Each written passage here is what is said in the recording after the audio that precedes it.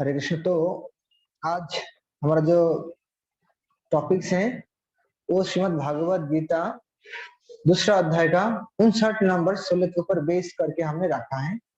तो पहला हम ये दूसरा अध्याय का 59 नंबर श्लोक का हम सब लोग मिलकर एक बार पढ़ते हैं और पूर्वपाद की तात्पर्य सुनते हैं, उसके बाद हम चर्चा करें। और हम पहले बता चुके हैं कि आज गुंडीचा मंदिर मार्जन के ऊपर कुछ बताएंगे और कल रथ यात्रा प्रोग्राम, कल रथ यात्रा का जो महोत्सव है वो पूरा संसार में अलग अलग तरीके से मना रहे हैं, क्योंकि सरकार का तरफ से कोरोना के कारण रथ यात्रा निकालने का कोई परमिशन नहीं मिल रहा है। तो हम भी छिंदवाड़ा हरे कृष्ण सेंटर की तरफ से ऐसा कुछ प्रोग्राम मनाएंगे, कैसे मनाएंगे वो भी थोड़ा चर्चा करेंगे। ठीक है, तो आज पहले हम ये भागवत गीता का श्लोक हम पहला पढ़ते हैं। हम लोग को दिखाई दे रहा है तो इसको आप हमारा पीछे से पढ़िए। विषया विनिर्वर्तन्ते निराहारस्य देहिना रसवर्जरस्यापश्याम् परम दृष्टा निवर्तते। विषया विनिर्वर्तन्ते निराहारस्य देहिना रसवर्जरस्यापश्याम् परम दृष्टा निवर्तते। विषया विनिर्वर्तन्ते निराहारस्य देहिना रसवर्जरस्यापश्याम् परम दृष्टा निवर्तते। अनुवाद शब्दार्थ अनुवाद अर्थात प्रभुपाद द्वारा शब्दार्थ विषया इंद्रिय भोग की वस्तुएं विनिर्वर्तन्ते दूर रहने के लिए अभ्यास की जाती है। निराहारस्य निषेधात्मक प्रतिबंधों से देहिना देहवान जीव के लिए रसवर्जम स्वाद का त्याग करता है। रसः भोगेच्छा ओपी यद्यपि अश्य उसका परम अत्यंत उत्कृष्ट वस्तु दृष्टा अनुभव होने पर निवर्तते वो समाप्त हो जाता है। तो अनुवाद देहधारी जीव इंद्रिय भोग से भले ही निवृत्त हो जाए पर उसमें इंद्रिय भोगों की इच्छा बनी रहती है, लेकिन उत्तम रस के अनुभव होने से ऐसे कार्यों को बंद करने पर वो भक्ति में स्थिर हो जाता है।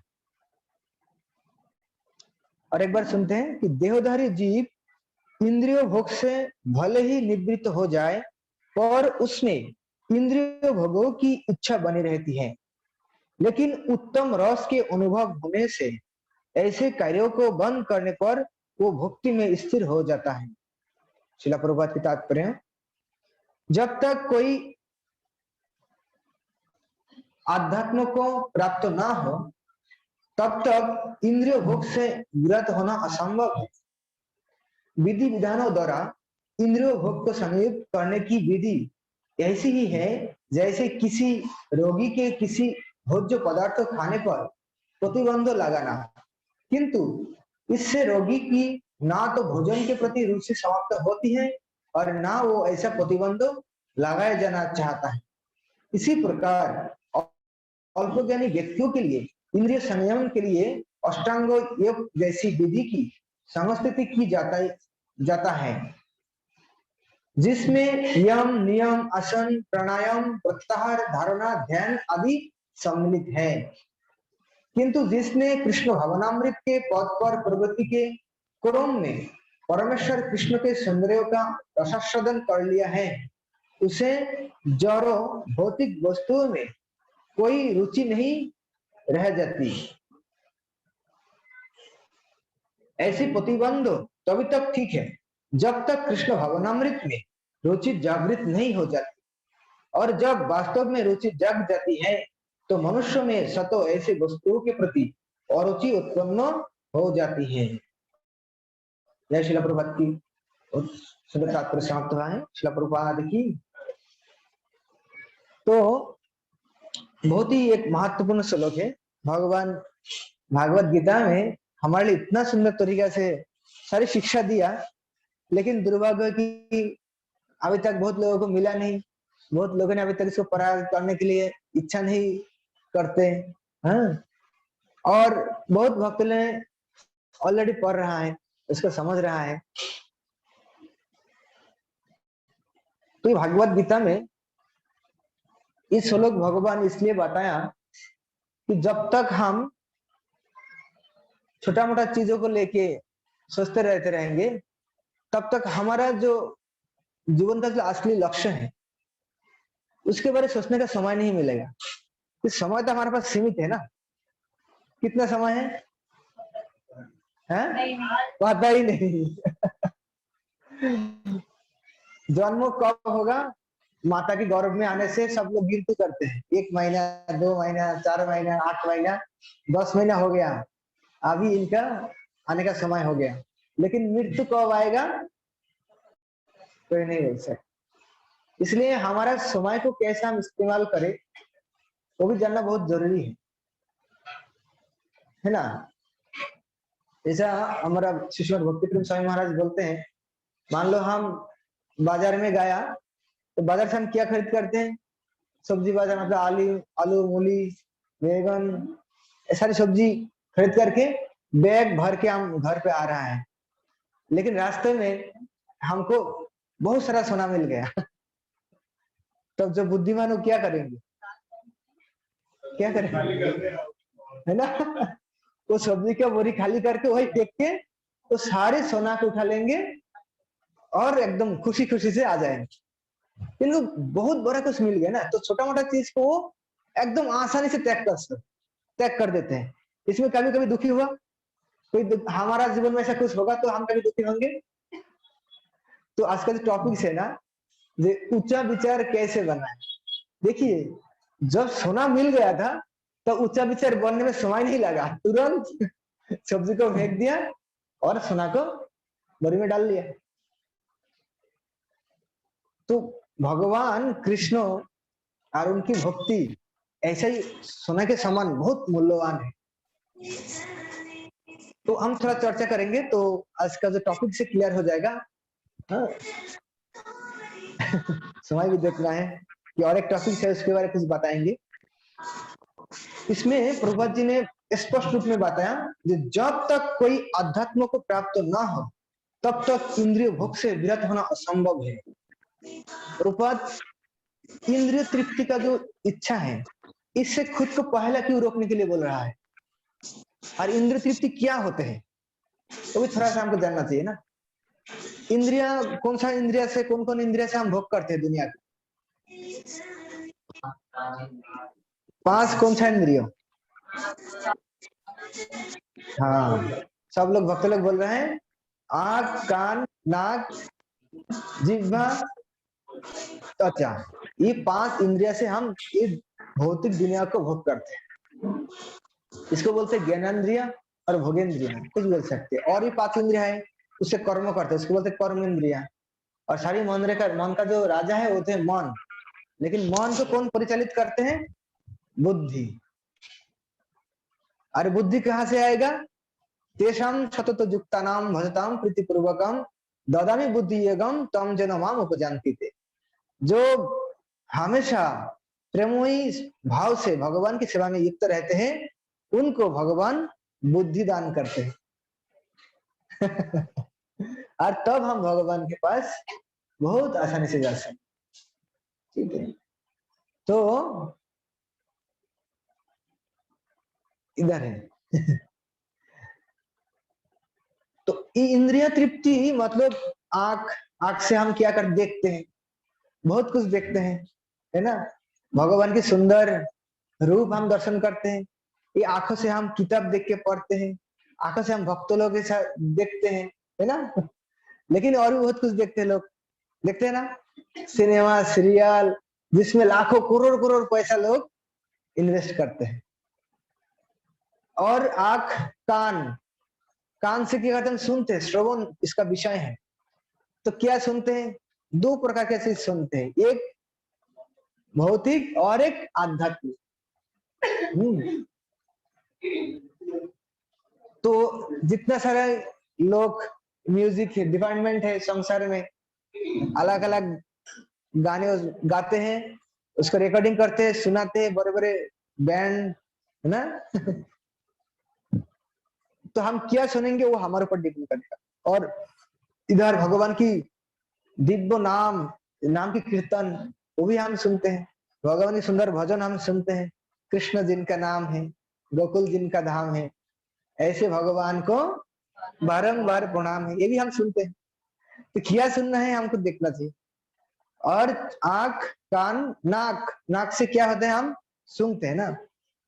किसी को बदबू बहुत अच्छा लगता है, जैसा शराब का जो बदबू है ना, वो कई लोगों को बहुत अच्छा लगता है। और किसी को उसको पास जाने से ही उल्टी आती है। हमको देखना चाहिए किस प्रकार के व्यक्ति होना चाहिए। किसी को जो गंदा बासी पचा खाना अच्छा लगता है, वो इसको पास जाते हैं, है ना। जैसा राजहंस, वो हमेशा कासरा से बहुत दूर रहते हैं। जहाँ निर्मल साफ साफ साफ सफाई रहते वही राजहंस रहते हैं। और कासरा के पास कौन रहते हैं, कौवा। और कौवा के घर में भी ऐसा ही, उधर सब कुछ मिलेगा। कभी आपको मिले कौवा के जो घर है, जो घोंसला है, उसको आपको मिलेगा तो उसमें सब कुछ मिलता है। तो नाक, कान और जीभ, क्या हो गया, आंख हो गया। अभी क्या होता है, जीभ। जीवा से लोग अलग अलग तरीके से बहुत कुछ खाते हैं। और हम लोग भी खाते हैं भगवान की प्रसाद। भगवान ने बताते हैं कि गीता में, जो भगवान को भोग नहीं लगा के बिना अर्पित करते हैं, जो खाते हैं, वो क्या करते हैं, हर ग्रास ग्रास में पाप भोजन करते हैं। और जो भगवान की भोग लगाते हैं और उनको प्रसाद ग्रहण करते हैं, वो हर कण कण में भगवान के आशीर्वाद को प्राप्त करते हैं। ठीक, सब एकदम विपरीत है। और क्या है, स्पर्श, त्वचा, क्या है, किसी को पाने से, किसी को स्पर्श करने से, किसी को आलिंगन करने से लोगों को आनंद मिलते हैं। लेकिन इसके लिए के हम हमारा जिंदगी को खत्म कर देंगे ना, कि ये जो त्वचा है, स्किन है, इसको दूसरी भी काम यूज कर सकते। जैसे भगवान की मंदिर हम सफाई करते हैं, भगवान का श्रृंगार करते हैं, है ना, भगवान के लिए खाना बनाते हैं, तो अब तो हमारा ये त्वचा का यूज होता है। तो ये होता है इंद्रिया और इंद्रिया का भोग करने का तरीका। पूर्वज जी ने कहा कि पहला ही क्या करना पड़ेगा, हमको ये ऊंचा विचार करने के लिए हमको मन में तब ऊंचा विचार आ सकते जब हम ये इंद्रियों भोग करने का जो इच्छा है, इसको पहला हम हमारा कंट्रोल में लाए, इसको समाप्त कर पाए। जब तक इसको समाप्त नहीं कर पाएंगे, तब तक ऊंचा विचार हमसे कभी होगा नहीं। It's not possible. इसमें स्पष्ट रूप में बताया, जब तक कोई आध्यात्म की प्राप्त ना हो, आध्यात्म मतलब जब तक भगवान की जो भक्ति इसको प्राप्त ना कर पाए, तब तक वो इंद्रिय भोग की जो इच्छा है, इसको इससे विरत होना असंभव है। तो अभी गाड़ी कर सकते हैं,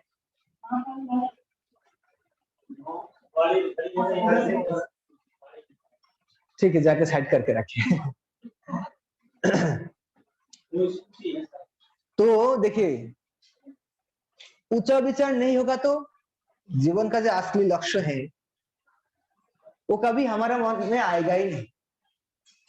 हम उसको बारे में सोच नहीं पाएंगे। इसलिए ऊंचा विचार बनाने के लिए क्या करना पड़ेगा, हमको इंद्रिय भोग करने के लिए छोटा मोटा इच्छा इसको त्याग करना पड़ेगा। तो इंद्रिय भोग करने की इच्छा कैसे हम त्याग करें? जैसे पहले आपको एक उदाहरण दिया था, है ना। तो उसी प्रकार और भी बहुत सारे उदाहरण है।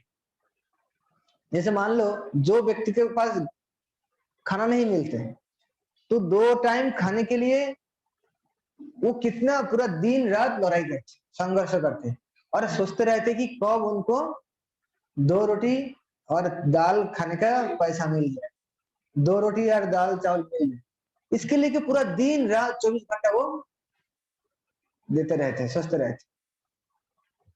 लेकिन ऐसा व्यक्ति के लिए मान लीजिए ऐसा कोई इंतजाम हो जाए कि तुम्हारा हर रोज 2 टाइम 56 भोग आ जाएगा, तो कभी तब क्या करेंगे? वो पहला 2 रोटी खाने का जो इच्छा था, उसको लेकर जितना चिंता करता था, अभी करेगा?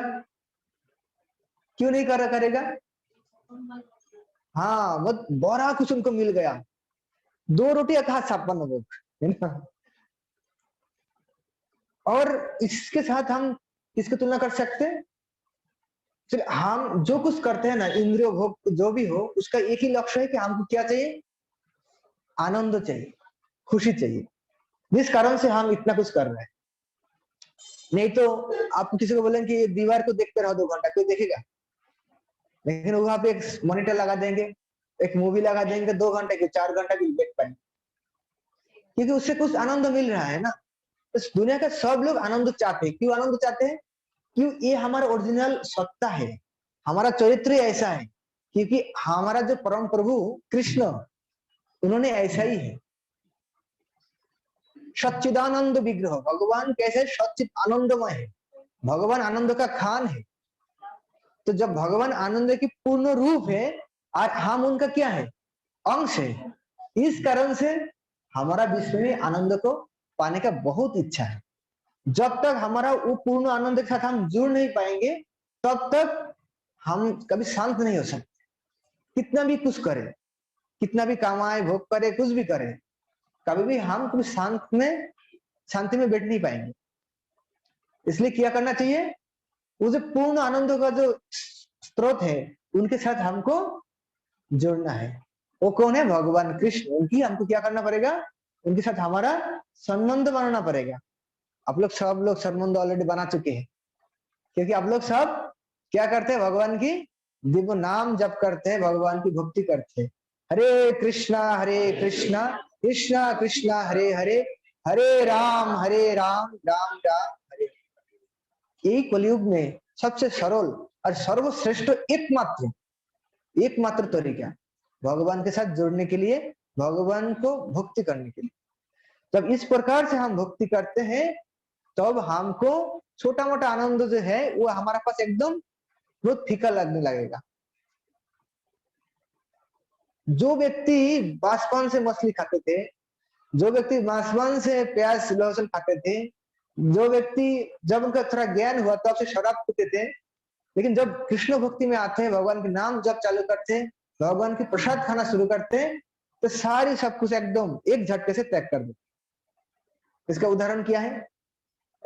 हम स्वयं हैं। आप लोग सब बताइए, आप लोग ने भक्ति में आने के पहले क्या किया करते थे? सब नहीं, लगभग प्याज लहसुन खाते थे।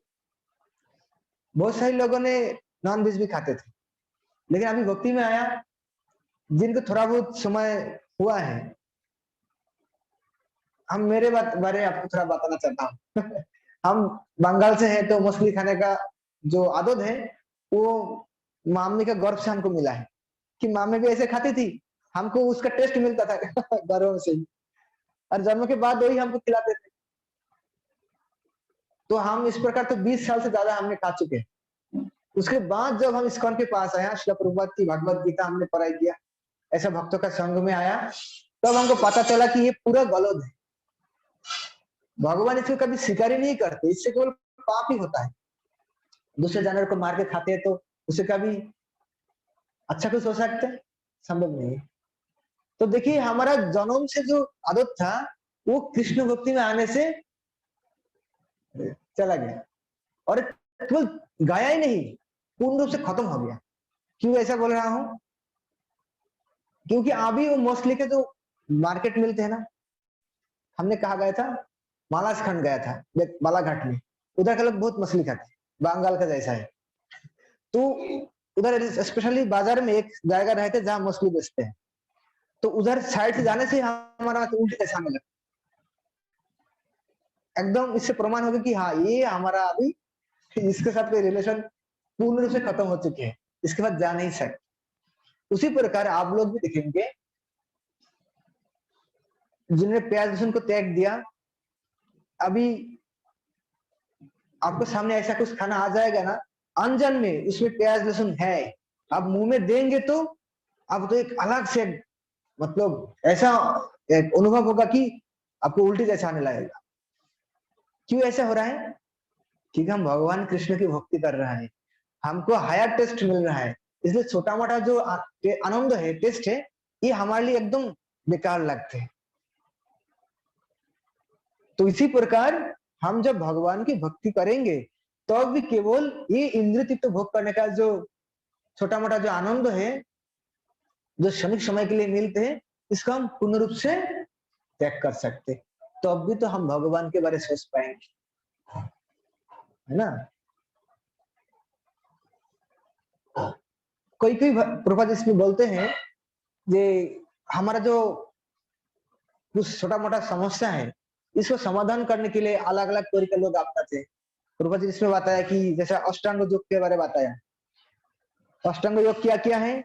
यम, नियम, आसन, प्राणायाम, प्रत्याहार, धारणा, ध्यान, समाधि, इस प्रकार जो 8 अष्टांग योग हैं, तो इसको भी लोग अपनाते हैं क्योंकि उन्होंने जो इंद्रिय तृप्ति करते हैं इससे बांचने के लिए।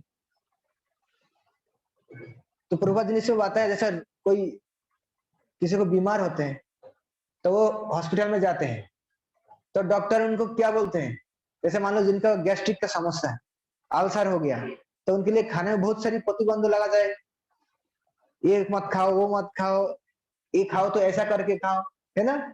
तो ये कब तक वो रोगी सुनेगा? जब तक थोड़ा सा ठीक नहीं होगा, थोड़ा सा ठीक होने से फिर चालू करेगा। उसी प्रकार ये जो जितना सारी नियम है, इससे कभी भी हमारा जो इंद्रिय तृप्ति करने का जो इच्छा है, इसको हम कभी बंद नहीं कर सकते। कैसे है? जैसा अपने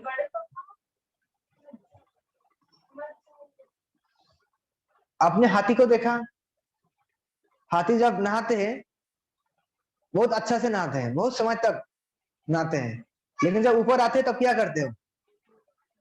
फिर सूर से मिट्टी उठा के, धूल उठा के पूरा शरीर में छिड़क देते हैं। तो हम जब तक भक्ति नहीं करेंगे और अलग अलग तरीका से सारी ये पाप से, सारी इंद्रिय तृप्ति का जो इच्छा है, इससे हम बचने का प्रयत्न करेंगे, तो हाथी का जैसे स्नान होगा। अभी थोड़ा बहुत बंद हो सकते, लेकिन थोड़ा समय के बाद फिर चालू हो जाएगा। लेकिन कृष्ण भक्ति जो एक बार अपनाते हैं, उनको जीवन से, हृदय से पूर्ण रूप से सारी जो भौतिक समस्या है ये पूर्ण रूप से दूर हो जाती है, कि उनका हायर टेस्ट मिल रहा है। और एक उदाहरण है, अपने बांस देखा, बांस बांस के जो झाड़ होते हैं, झोप, उसको देखा कभी? तो उसमें बहुत सारी अलग अलग जो क्या बोलते हैं, खरपत्ता भी होता है ना, घास जैसा। तो गर्मी का सीजन में लगता है कि वो सब एकदम सूख गया। कोई कोई लोग तो उसमें आग लगा देते हैं, पूरा नीचे से साफ हो जाते हैं।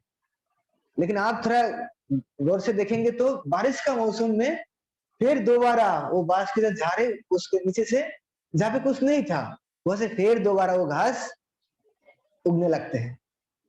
तो हमारा जीवन में भी ऐसा है, हम पाप कर्मों को त्याग दिया, भौतिक जो इंद्रिय तृप्ति है ना, इंद्रिय तृप्ति करने से ही पाप होता है। ये पाप कर्मों को हम लगभग मान लो बंद कर दिया, कुछ समय के लिए बंद हो सकते हैं, लेकिन जब उसका अनुकूल वातावरण आएगा, वो इतना स्ट्रांग हो जाएगा कि उसको रोक नहीं पाएंगे, दोबारा वो चालू होगा ही होगा, पाप होगा ही होगा। इसलिए इससे पूर्ण से बचने के लिए क्या करना चाहिए? केवल भगवान श्री कृष्ण की भक्ति करना चाहिए। ये तो केवल भौतिक उदाहरण हमने दिया, अभी बड़े बड़े मुनि ऋषि का वहां पे उदाहरण देंगे जिनको आप लोग जानते हैं। विश्वामित्र मुनि को आप लोग जानते हैं? विश्वामित्र मुनि ये कौन थे? पहला के राजा थे। कौन थे? राजा। तो राजा का काम नहीं था कि वो साधु जैसा बन के राज्य को छोड़ के, राजा मतलब बहुत राजे के भाव से दुनिया को भोग करते, शासन करते, तो सारी भोग का सामग्री को कैसे त्याग करके एक साधु बन के, पूरा त्यागी बन के, वैरागी बन के कैसे जंगल में जाकर साधना करे। लेकिन विश्वामित्र मुनि इतना मतलब पावरफुल व्यक्ति थे, वो राजा होने के बावजूद सारे राज्यों को छोड़ के वन में चला गया। वो राजा से राजर्षि बन गया। राजा होने के बाद वो की ऋषि जैसा उनका जीवन वो बिताते थे। लेकिन उनका टारगेट किया था ब्रह्मर्षि बनना। ब्राह्मणों से जो श्रेष्ठ है उनको ब्रह्मर्षि, इसको बनना है। तो इसको बनने के लिए वो बहुत कठोर तपस्या करने लगा। लेकिन उसी समय क्या हुआ था, कौन आई थी, मेनका आई थी। आके उनका केवल उसको क्या बोलते पायल ना, पायल का एक छोटा थोड़ा सा आवाज से उनका ध्यान भंग हो गया था। उसके बाद उनको शादी किया था, उनसे एक संतान भी हुआ था। नाम क्या, शकुंतला। जानते हैं आप लोग ये शकुंतला को लेके बहुत बड़ा एक ये है, क्या बोलते हैं, नाटक है, ड्रामा है ना, अभी भी है बहुत फेमस है। तो ये देखिए, ये केवल आध्यात्मिक बात ही नहीं है, ये मतलब संसार के बाद है, ऐसा हुआ था। क्योंकि उन्हें पूर्ण रूप से भगवान कृष्ण की भक्ति में नहीं लगा था। ऋषि मुनि क्या करते हैं, अष्टांग योग को साधारणतः वो लोग अपनाते हैं। आसन, प्राणायाम, ध्यान, नियम, समाधि, इसको ही वो अपनाते हैं। भक्ति योग को नहीं अपनाते। यार हम क्या कर रहे हैं, भक्ति योग, सीधा भगवान से भक्ति करते। और एक ऋषि शर्वरी मुनि का नाम सुना आपने, शर्वरी ऋषि है ना जय प्रभु। वो वृंदावन में भजन करते थे। और कहा भजन करते थे, जो कालियो दमन हुआ था, अब लोग जानते हैं ना भगवान की लीला। वो जो तालाब में कालियो नाग रहते थे, वो तालाब के पास शर्वरी ऋषि निवास करते थे। और उन्हें पानी के अंदर जाके 10,000 साल तक तपस्या किया था। कितना हजार साल, 10,000 साल। लेकिन एक दिन क्या हुआ था, वो जब पानी के नीचे जब ध्यान कर रहे थे, तपस्या कर रहे थे, तब आपस में मछलियों को मिलते हुए देखा मैंने। वो जब देखा मछली का वो मिलन देख के उनका मन विचलित हो गया। उनका मन में अभी शादी करने की इच्छा आ गया। तो फिर वो तपस्या वहां से छोड़ के आ गया, राजा के पास गया, बोलते मैं आपकी एक कन्या का शादी करना चाहता हूँ। तो राजा बोलते साधु इतना दिन पानी के नीचे था, इतना बड़ा बड़ा बाल हो गया, इतना बड़ा दाढ़ी है, एकदम अद्भुत चेहरा है, इनके पास कौन देगा कन्या को, किसी के देंगे, कोई नहीं इनके शादी नहीं दे। ये ऋषि के साथ, ऐसा अद्भुत व्यक्ति के साथ किसी का लड़के को कोई शादी नहीं देंगे। तो राजा बहुत दिमाग लगाया, बोला था कि देखो मेरा तो कोई, राजा जानते थे ये बहुत पावरफुल व्यक्ति है, ये मुख से कुछ बोलेंगे तो पूरा साम्राज्य मेरा ध्वंस हो जाएगा, इतना पावर इनके पास है। तो इसलिए सावधानता अवलंबन करते हुए वो बताया कि देखो मेरा तो कोई समस्या नहीं है, लेकिन जिन्होंने शादी करेंगी आपके साथ उनका हम पूछ लेते हैं, वो तैयार है तो आपके साथ जरूर हम हमारा कन्या को शादी दे देंगे। तो वो ऋषि समझ गया कि मैं इतना दिन से तपस्या कर रहा था, इसलिए मुझे देखने में बहुत बेकार लगते हैं। इसलिए उन्होंने क्या किया, उनका पास तो पावर है ना, सिद्धि है, तुरंत वो सिद्धि के बल से नौजवान बहुत सुंदर एक राज पुरुष का तरह चेहरा उन्हें अपना। जब उन्हें मिलने के लिए गया तो उनके पास कितना कन्या थी, है 50, एक कन्या नहीं 50 कन्या, 50 सारी आ गया उनके साथ शादी करने के। तो पहला तो एक कन्या नहीं देना चाहते थे, अभी 50 कन्या उनके साथ शादी दे दिया। वो मुनि शर्वरी मुनि ने बहुत साल गृहस्थ जीवन में रहा, तो आगे जाके उनको समझ में आ गया मैं क्या कर रहा था, अभी मैं कहा हूं। तो फिर दोबारा भगवान कृष्ण की भक्ति में लगे। तो ये कहानी क्यों बोल रहा हूँ, क्योंकि इन लोगों ने पहला भगवान कृष्ण को भक्ति नहीं करते थे, भक्ति योग को नहीं अपनाया था, इन्हें जो अष्टांग योग को अपनाया था। इस कारण से इनको इतना कठोर तपस्या करने के बावजूद उनका तपस्या में विघ्न आया, और तपस्या के उनसे उनका क्या हो गया, पतन हो गया कुछ समय के लिए, सामयिक समय के लिए। लेकिन हम इतना पावरफुल है, हम उनका तरह 10,000 साल तक पानी के नीचे जाके तपस्या करेंगे, फिर आएंगे, फिर समझ में आ जाएगा, फिर सब त्याग करके फिर चले जाएंगे, फिर साधना करेंगे, फिर भगवान के पास चले जाएंगे। एक बार हम भौतिक दुनिया में फंस जाते हैं। मान लीजिए शादी के पहले तो बहुत लोग सोचते हैं हमको संसार हम करेंगे, पति पत्नी अच्छा से रहेंगे, दोनों मिलजुल के भगवान को भक्ति करेंगे, सुख में रहेंगे। लेकिन मान लीजिए ऐसा हो गया, जब पति के साथ पत्नी का कोई बात बनती ही नहीं, पति एक रास्ता में चलते, पत्नी दूसरे रास्ते में चलती, तो संसार में कभी सुख आ सकते, कभी संभव है? तो मत वो फंस गया। तो ऐसा कोई एक बार तो फंस जाते हैं तो वहां से कभी निकल नहीं सकते।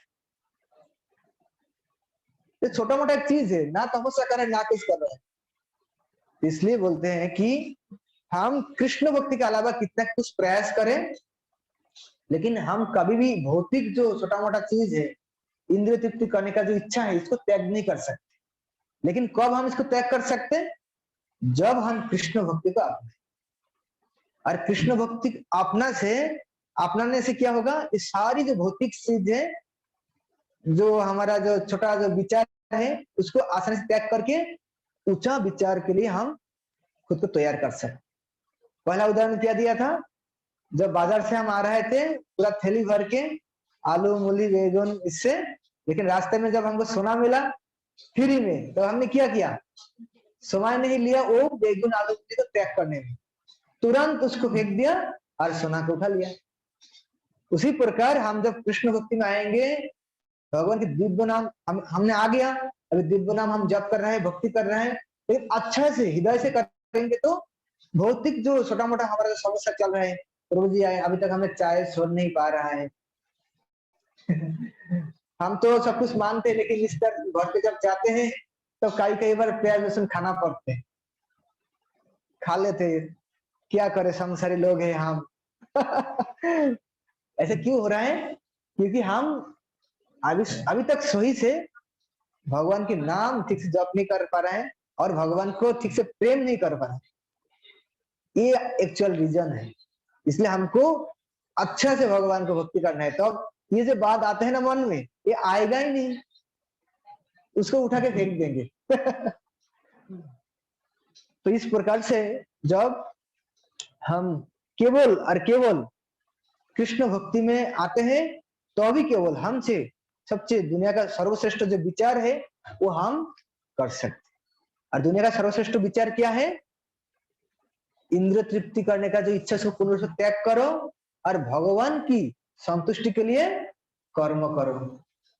आत्म इंद्रिय प्रतिवांछा बोले तारे काम, कृष्ण इंद्रिय प्रतिवांछा धरे प्रेम नाम। जो अपने के लिए अपना इंद्र के लिए कुछ करते हैं, तब उसको क्या बोलते हैं? काम, लास्ट डिजायर। लेकिन जब वही कर्म हो कृष्ण का संतुष्टि के लिए हम करेंगे, तब क्या हो जाएगा? प्रेम। प्रेम हो जाते हैं। और ये प्रेम से ही दुनिया का असली मंगल होगा। तो हमको क्या करना चाहिए? अच्छा से कृष्ण भक्ति को अपनाना चाहिए, प्रेम से भगवान को संतुष्टि के लिए कर्म करना चाहिए। और इसका उदाहरण क्या है?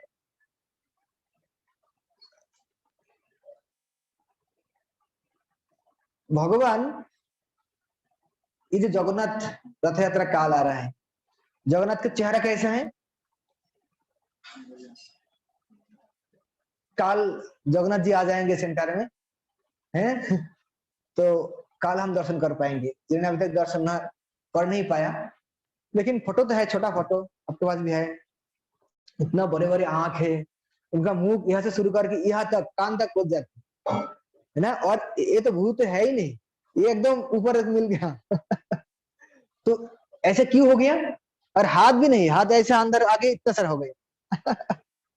पैर नहीं है, पैर सीधा गोल हो गया, कुछ नहीं है। बोलते हैं जो जगन्नाथ है, ये मतलब उनका पैर से मस्तक सर तक सभी प्रेम है, मिश्री जैसा है। जहां से हम उसको हमारे जीभ में जीभ लगाएंगे, वहां से कैसे लगेगा? मीठा लगेगा। तो भगवान जगन्नाथ की जो रूप है वो हर जगह समान है।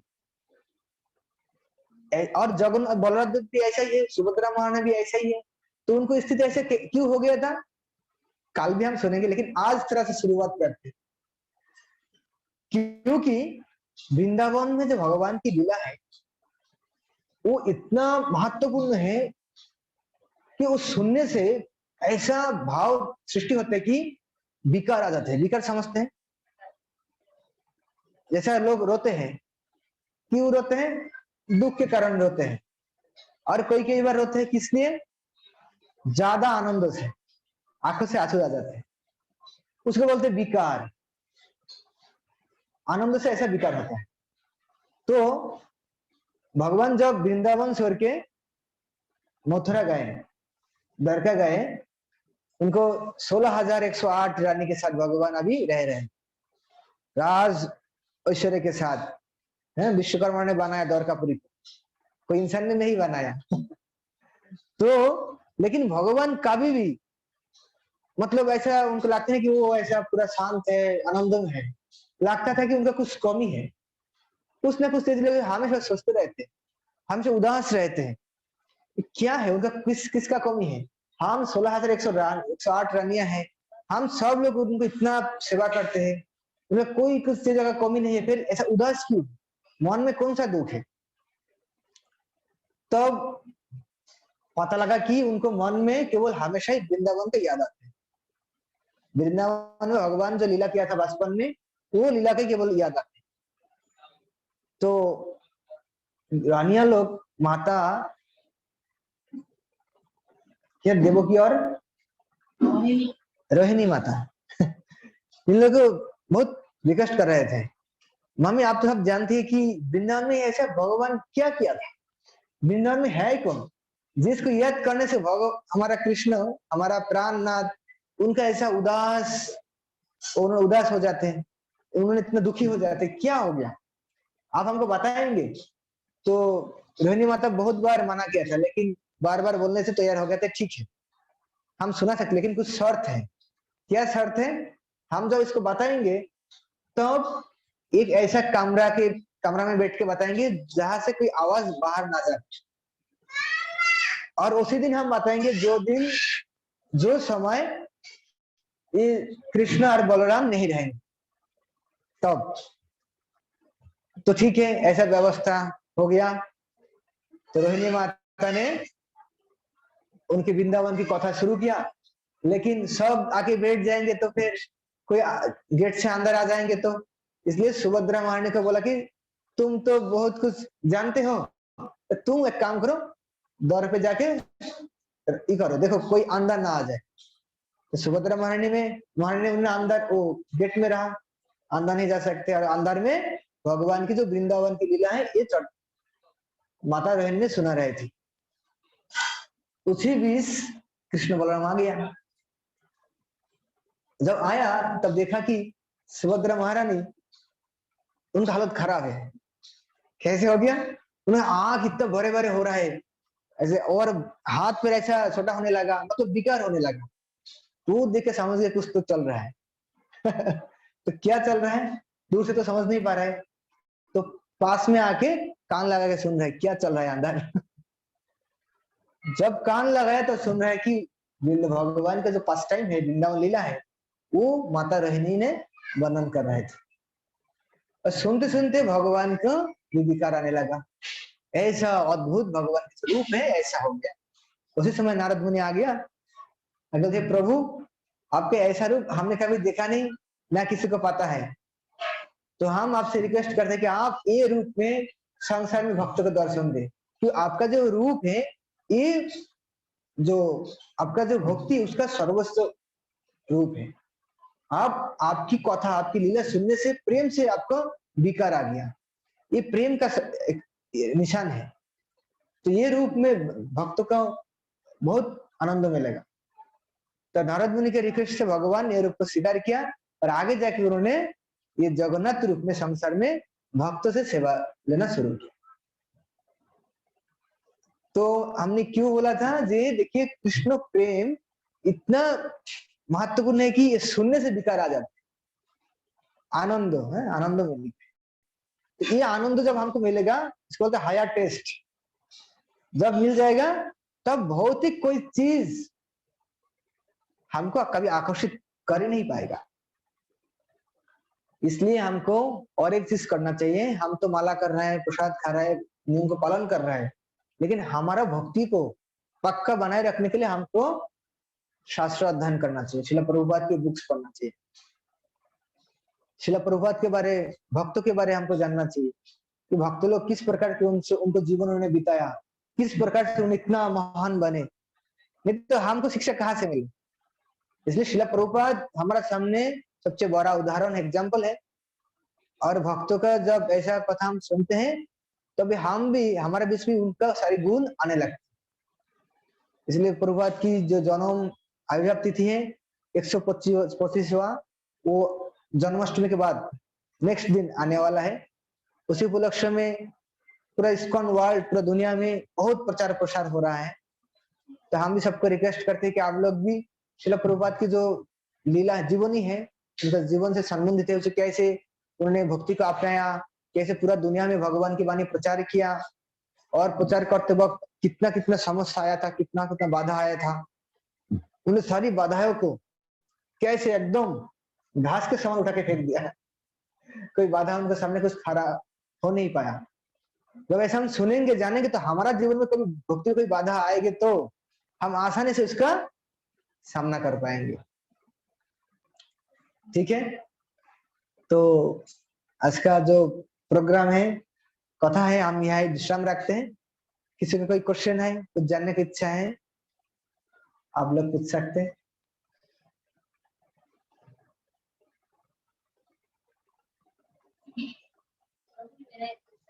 हाँ बताइए। जो प्रतिदिन जैसे जब 16 माला पूरी करना है कंटिन्यू और 4 नियमों का पालन करना है, लेकिन जब दीक्षा की बात आती है तो पीछे हटना है।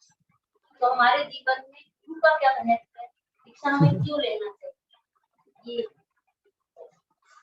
हम जो 16 माला 4 नियम क्यों कर रहे हैं? इसलिए कर रहा है कि हमको भगवान चाहिए, है ना, हमें कृष्ण चाहिए।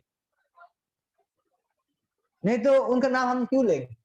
पिता पिता पिता, मम्मी मम्मी मम्मी बार बार बोलते रहेंगे, क्यों बुलाएंगे? कि मम्मी को चाहिए, पिताजी को चाहिए कि उन्हें आएंगे तो हमारा समस्या का हल हो जाएगा, है ना। कृष्ण कृष्ण हरे कृष्ण कृष्ण कृष्ण हरे हरे, हरे राम राम राम हरे हरे। रोज 16 माला हम करते हैं, ज्यादा भी करते हैं, एकादशी में और ज्यादा करते हैं। क्यों करते हैं? हमको कृष्ण, हमें कृष्ण चाहिए, राधा रानी चाहिए। लेकिन ये राधा रानी और कृष्ण हमको दिलाएंगे कौन? वो केवल और केवल गुरु ही दिला सकते। गुरु के बिना भगवान कभी नहीं मिलेगा। हमने कितना बार समझाया था, कितना बार हमारे वक्त लोग क्लास में बोलते हैं, छोटा सा एक कलेक्टर के साथ मिलने के लिए हम किसी से मदद लेना पड़ता है ना। कलेक्टर तो हमारे जैसे एक इंसान है, उन्होंने कुछ पढ़ाई लिखाई किया, एक एग्जाम में पास उनको हो गया और उनको एसडीएम से कलेक्टर बन गए। वो तो हम भी बन सकते थे ना। ऐसे तो बहुत सारे लोग थे जो कलेक्टर बनने के लिए, यूपीएस ना आईपीएस, यूपीएस यूपीएससी ना, उसमें बहुत सारे लोगों ने एग्जाम देते हैं। किसी को ऐसा होता है कि 2-4 पास मार्क के लिए उनको वो पद मिलते नहीं, मतलब क्या है, वो कलेक्टर से कम है क्या? ऐसे बहुत लोग हैं। लेकिन ऐसे एक व्यक्ति के साथ मिलने के लिए हमको किसी से मदद लेना पड़ते है, सीरियल में नाम लिखाना पड़ते हैं, फिर वो जब बुलाएगा तब हम जाएंगे, फिर हम बात कर पाएंगे। अरे कृष्ण कौन है? एक पृथ्वी है, पृथ्वी के अंदर छोटा एक भारत है, उसमें एक छोटा सा एक डिस्ट्रिक्ट है छिंदवाड़ा, उधर हम बैठे हैं।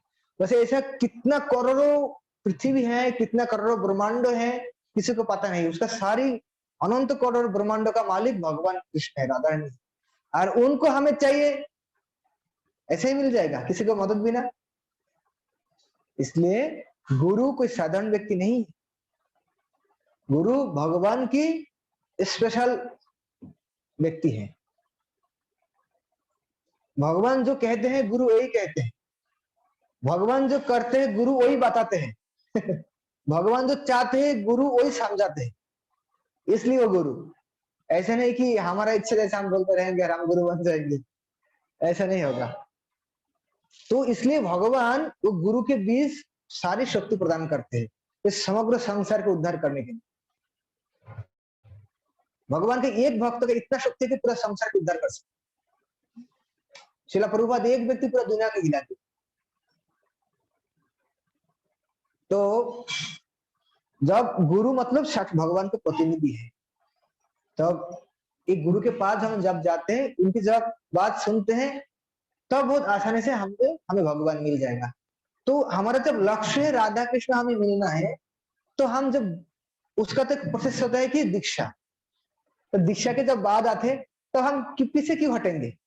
मतलब है उनको सारी जानकारी क्लियर नहीं, हमको खाना चाहिए, लेकिन खाना जब आते हैं तो हम उससे भाग जाते हैं। इसका मतलब क्या है? वो पता ही नहीं कि खाना क्या है। ऐसे लगते है ना, जिनको भूख है तो जल्दी से खाना मिल जाएगा तो खाने लगेंगे। तो हमें राधा कृष्ण चाहिए तो हमको दीक्षा भी मिलने वाला है, हम कर रहे हैं, हमको ऐसा मौका मिल रहा है, तो हमको क्या करना चाहिए? उसके लिए अच्छा से हमको तैयारी करना चाहिए, है ना? तब तो हमारा दीक्षा होगा। और दीक्षा मतलब क्या है? तो अब उसी समय भगवान हमें उनका अपना लोग हिसाब से मान लेते हैं। दीक्षा काले शिष्य करे आत्मसमर्पण, সেই काले कृष्ण तारे करे आत्मसम। दीक्षा के समय गुरु के पास जब शिष्य आत्मसमर्पण करते हैं, उसी समय कृष्ण बोलते ठीक है, आज से तुम मेरा है, ऐसा अपना पास लेते हैं। इतना दिन उस साइड में था, लेकिन अभी क्या हो गया? इस साइड में ले लिया, ये हमारा है। समझ रहे हैं? तो इतना पावरफुल दीक्षा कोई साधारण बात नहीं। दीक्षा के पहले हमको तैयार होना है, गुरु कौन है, गुरु के प्रति हमारा कैसे समर्पण होना चाहिए, कैसे भाव होना चाहिए, श्रद्धा होना चाहिए, और बहुत दिन से उनके साथ हमारा संबंध बढ़ाना चाहिए, मन ही मन। तब आगे जाके तो उनके पास हमको समर्पण कर पाएंगे। ऐसा नहीं तो अचानक कोई व्यक्ति आ जाएगा। और एक छोटा उदाहरण देता हूँ, लड़की लड़का का जो शादी होता है, उसी समय कि आते हैं शादी दे देते हैं, ऐसा होता है। आते हैं, उनका जानकारी लेते हैं, कैसे लड़का है, क्या करते हैं, कितना कमाते हैं, घर बार कैसा है ना, रिश्तेदार कैसे हैं। तो अब तो हमारा इतना प्यारा लड़की को हम उनके साथ शादी देंगे। ये तो थोड़ा कुछ दिन दुनिया में रहने के लिए इतना कुछ हम सोचते हैं। और दीक्षा मतलब क्या है? खुद को पूर्ण रूप से हम समर्पण कर रहे हैं, तो जानबूझ के हमको समर्पण करना। इसलिए अभी से हमको उसके बारे हमको तैयारी करना है, ठीक है? तो पीछे नहीं जाना, उसका तो प्रेम से स्वीकार करना है। और कोई क्वेश्चन? कई लोग गुरु तो बनाते हैं, तो उसके बाद संपर्क में नहीं रह पाते हैं, कारण कि गुरु कहीं और रहते हैं, कहीं और रहता है। तो जब गुरु मतलब भक्ति लोग जब आपस में संपर्क में नहीं रहते हैं, तब भक्ति पर क्या प्रभाव होता है? बहुत प्रभाव होता है। प्रभु जी का क्वेश्चन है कि दीक्षा हो गया, अभी गुरु बहुत दूर रहते हैं, हम बहुत दूर रहते हैं, उनके साथ कोई संपर्क नहीं हो पा रहा है, तो इससे हमारा भक्ति में कितना कैसे प्रभाव पड़ेगा, है ना? ये इसका बहुत प्रभाव पड़ते हैं। एक्चुअली क्या है, हमारा भक्ति गुरु की अंडर में ही होना चाहिए। गुरु के बिना हमको कौन देखभाल करेगा? इसलिए ऐसा गुरु के पास जाना चाहिए जो हमें हमेशा एक प्रोटेक्शन दे, हमेशा हमें रक्षा करे। कितना सारी, जैसा कोई पौधा लगाते हैं ना, तो बकरी आ जाते हैं, गाय आ जाते हैं इसको खाने के लिए। इनमें से मालिक है तो वो फेंसी लगाते हैं, घेर देते हैं, जिससे खा नहीं पाए। खरपाता हो तो इसको तोड़ के उखाड़ गुहा से निकाल देते हैं, जिससे वो पौधा बहुत अच्छे से आगे बढ़े। तो गुरु का काम ऐसा ही है। तो इस प्रकार से गुरु के पास हमको जाना चाहिए, जानबूझ के दीक्षा लेना चाहिए। ऐसे नहीं कि गुरु जी आगे वहां से आज दीक्षा दे रहा है, अनाउंसमेंट हो गया, सब आ जाओ, लाइन से दीक्षा हो जाएगा, तो उनका हालत ऐसे ही हो जाएगा। आगे जाके उनको बकरी आके खा लेगा। बकरी जिसको खाते हैं, जो पौधा को आगे बढ़ते हैं, आगे बढ़ते नहीं। और जो किसान जिन्हें वो उस पौधा को काटते हैं, वो और तेजी से आगे बढ़ते हैं, है कि नहीं है? जैसा तुलसी मानी ना, जिनमें अच्छे से व्रत का पालन करते हैं, उसका जो मंजरी है, मंजरी काट देते हैं, कि जानते हैं मंजरी काटने से और अच्छा से हरा भरा रहेगा। और कोई किसी ने आके खा लेगा तो पूरा तुलसी मारनी गायब हो जाएंगे। तो इसलिए इस्कॉन हमारे लिए बहुत ही एक कृपा के सागर बन के आया है। इस्कॉन में गुरु हमारे पास हमेशा आ नहीं पाते, लेकिन गुरु ऐसा एक व्यवस्था बनाए रखा जिससे उनका सारी शिक्षा हमेशा सुरक्षित रहता है। इसलिए इस्कॉन सबसे हमारा सेफ जाएगा है पूरा वर्ल्ड में। भक्ति के बारे में कोई कुछ बोलते हैं तो इस्कॉन के अलावा इतना सेफ जाएगा दुनिया में है ही नहीं। इतना भक्त संघ है, हर महीना में कितना फेस्टिवल लगे रहते हैं, है ना, हर संडे प्रोग्राम है। तो इसलिए हम बहुत सौभाग्यवान है, प्रभुपाद की बहुत कृपा है, हमें ऐसा मौका मिला है। ठीक है प्रभु, ठीक है, और क्वेश्चन नहीं लेंगे, 5 मिनट ज्यादा हो गया। तो आज हमारा क्लास क्वेश्चन आंसर सेशन यही विश्राम रहेगा। उसके साथ साथ कुछ अनाउंसमेंट है हमारा जो ऑनलाइन में सुन रहे हैं उनके लिए भी है कि कल रथ यात्रा है, तो सरकार की तरफ से जगन्नाथपुरी के अलावा कोई रथ यात्रा निकाल नहीं पाएंगे, ऐसा ही प्रतिबंध लगाया गया है। तो हम भी रथ यात्रा कर नहीं पा रहे हैं, लेकिन हम मनी मन भगवान की रथ हम खींच सकते हैं। जगन्नाथपुरी में हो रहा है तो मान लो हम चले गए और रथ हम खींच रहे हैं, वो तो मानसिक हो गया। लेकिन हम जब इधर है तो इधर रह के हमको भगवान जगन्नाथ जी का कुछ सेवा करना चाहिए। तन मन धन 3 प्रकार से भगवान का सेवा करना चाहिए। पैसा से हो, शरीर से हो, मन से हो, सेवा करना चाहिए। तो इसलिए हमने कल एक कुछ व्यवस्था किया, सब भक्त लोग मिलके, कल जगन्नाथ जी को हम सेंटर में लाएंगे। हमारा जो श्याम सुंदर प्रभु है उनके पास, उनके घर में भगवान जगन्नाथ बल सुभद्रा महारानी की अच्छा से सेवा होता है।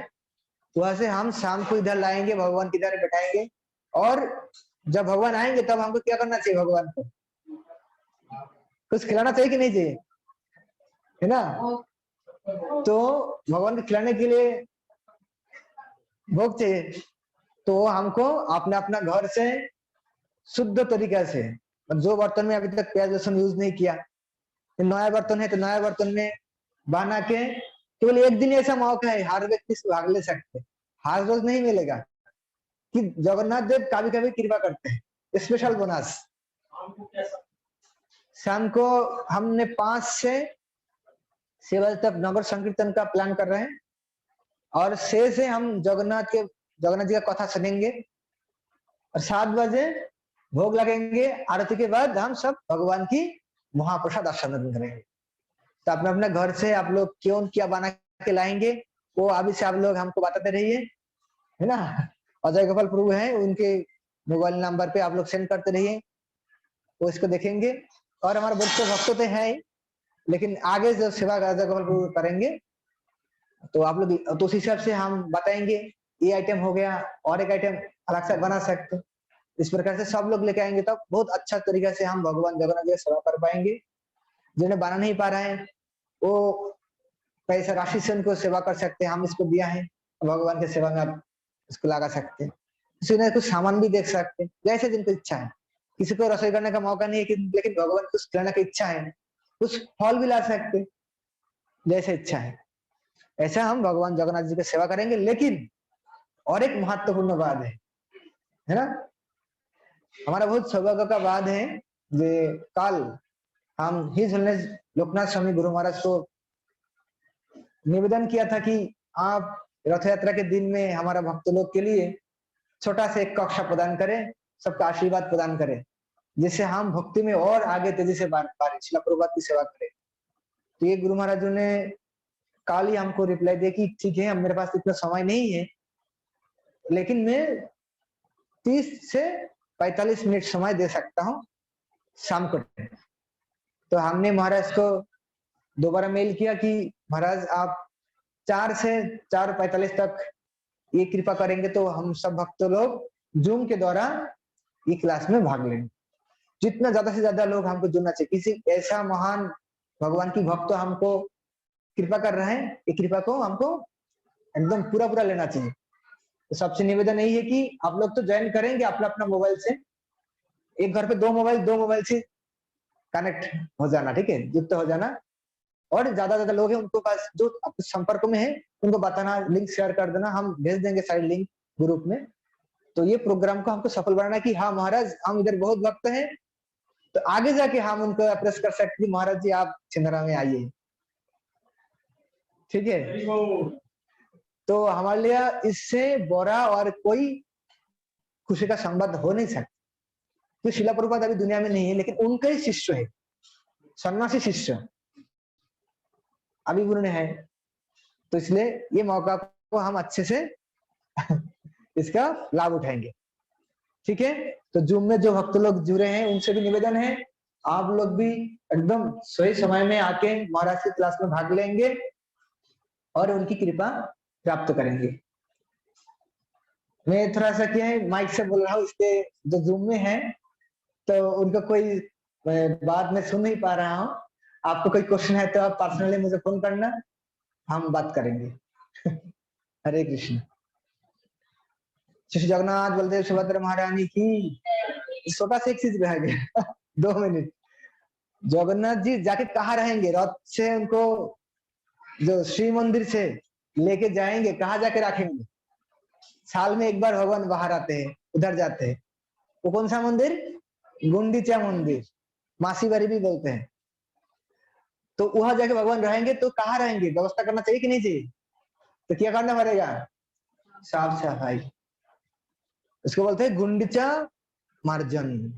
ये बहुत बड़ा फेस्टिवल हमारा संप्रदाय में, गौरव संप्रदाय में। ये किसने शुरू किया? पहला से ही था, लेकिन किसी को पता नहीं था पहले। जब चैतन्य महाप्रभु आया, उन्होंने आके खुद उनके सारी पार्षदों को लेके बहुत उल्लास के साथ, आनंद के साथ उन्होंने ये पूरा मंदिर मार्जन किया था।